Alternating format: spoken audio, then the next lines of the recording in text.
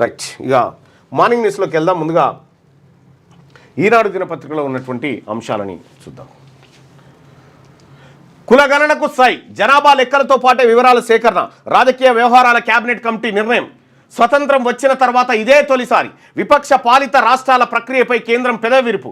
మా ఒత్తిడి పనిచేసిందని ప్రతిపక్షం, నిర్దిష్ట గడువుతో పూర్తి చేయాలని సూచన.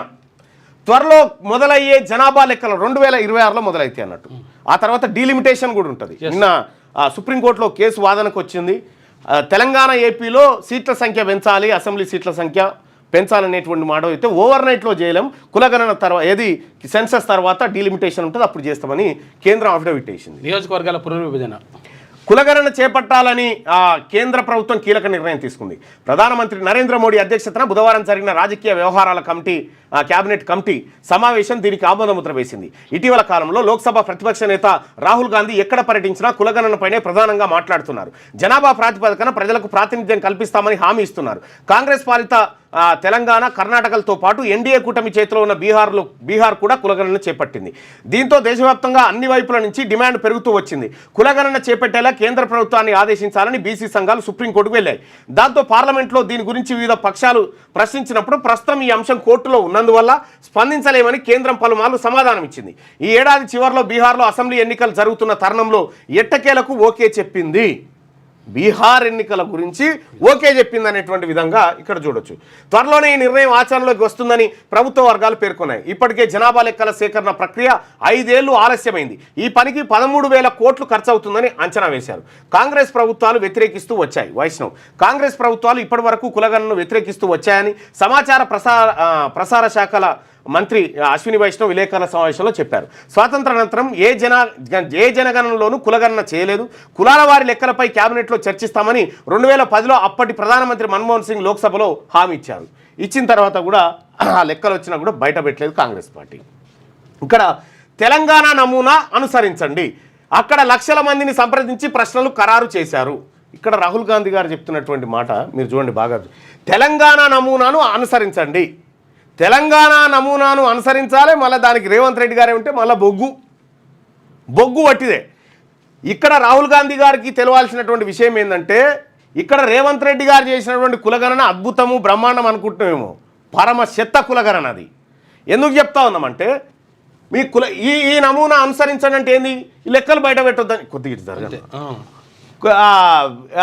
ఈ లెక్కలు బయట పెట్టొద్దు అన్నట్టే కదా.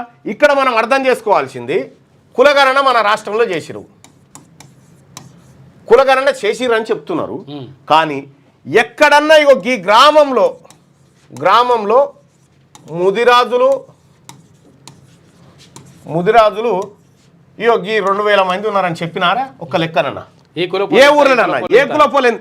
ఈ లెక్కనే బయట పెట్టలే, తూతూ మంత్రంగా అంత కట్టగట్టి లోపల వారేసి ఈ 56% ఉన్నారా బీసీలు, 56.7% ఉన్నారు బీసీలు అని చెప్పి డ్రామాలు కట్టిరు. గుండుగుత్త లెక్క ఇది రేవంత్ రెడ్డి సర్కార్ చేసినటువంటి కులగణన. ఇంకా దీన్ని ఆదర్శంగా తీసుకోవాలి, ఈ నమూనా చేయాలని 57 ప్రశ్నలు. ఇక్కడ నేను ఒక మాట చెప్పండి, మీరు కులగణన చేసిరు, మా కులాల వారిగా లెక్కలు బయట పెట్టమంటే ఈ ప్రభుత్వం బయట పెట్టలే, అసెంబ్లీలో టేబుల్ కూడా చేయలే. ఇక్కడ గమ్మత్ విషయం ఏంటంటే, దీంతో పాటు మనం 74 ప్రశ్నలు అడిగినాం ప్రజల్ని, అనుబంధ ప్రశ్నలతో పాటు 74 ప్రశ్నలు అడిగినాం. 74 ప్రశ్నలు అడిగినాం. అందులో ఆస్తి ఎంత, సైకిల్ ఏమనుకుంది, కోడ్ ఏమనుకుంది, ఇదంతా అడిగినాం కదా. సో కులాల లెక్క తూతూ మంత్రంగా ఇంత పర్సంటేజ్ అని ఓవరాల్గా చెప్పినావు. మరి ఇవెందుకు చేసినట్టు, ఇవి ఎప్పుడు బయట పెడతావు, ఇవి దేని గురించి చేసినావు? ఇవి ఏమీ లేదు, నీ ఆస్తి ఎంత, నీ ఎకరం ఎంత, నీ సర్వే నెంబర్ ఎంత అంటే జనం భయపడతారు, భయపడి కులగణనలో పాల్గొన్నారని ఇవన్నీ దుకాణం పెట్టి నిజంగా నువ్వు క్యాస్ట్ సెన్సస్ చేసేది ఉంటే క్యాస్ట్ ఇంకో 4 కాలంలో పెట్టరు అంతే. ఇవన్నీ ఎందుకు అడిగినావు? నువ్వు నిజంగా అవి చేయాల్సి ఉంటే అవే ఏది వీళ్ళకు ఏముందో తెలుసుకోవాలంటే ఇంకో సర్వే చేయనుంటివి. 74 ప్రశ్నలు బీహార్లో 15-16 ప్రశ్నలు ఉన్నాయి అంతే. ఇక ఇది అక్కడ లక్షల మందిని సంప్రదించి ప్రశ్నలు ఖరారు చేశారు. నిజమేనా ప్రజలారా? ఇది రాహుల్ గాంధీ గారు చెప్తుంది, లైవ్ చూస్తున్న ప్రజలారా.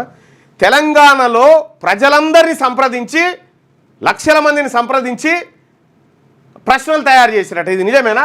ఎవరు చెప్పిరో చెప్పు. ఈ ఎకరం భూమి ఇలా సర్వే నెంబర్లు కూడా తీయాలి అని చెప్పి ఆల్రెడీ ప్రభుత్వం దగ్గర రికార్డులు ఉన్నాయి, ఎవరి పేరు మీద ఏమున్నది అనేది ఉన్నాయి అని తెలిసిన తర్వాత కూడా మళ్ళీ ఎందుకు ప్రజల దగ్గర అడిగినావు?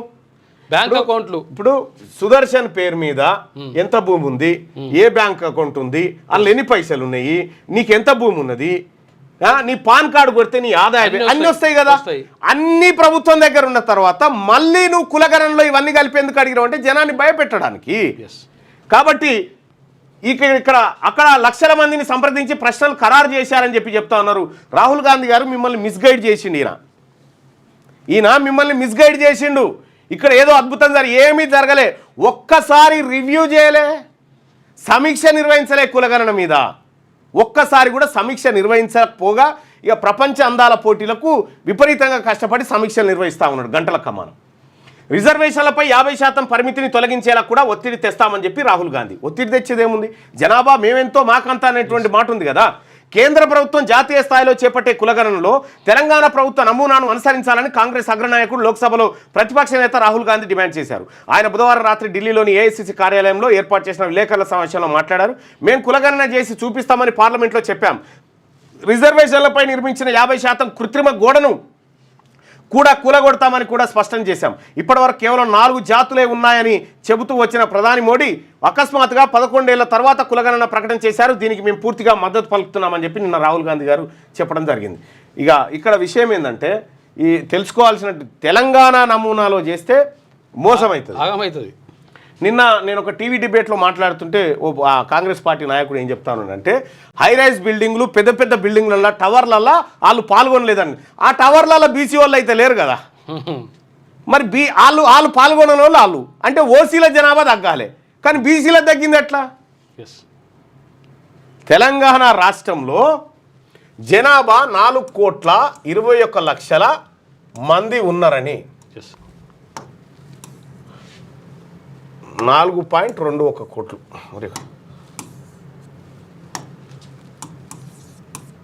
కోట్లు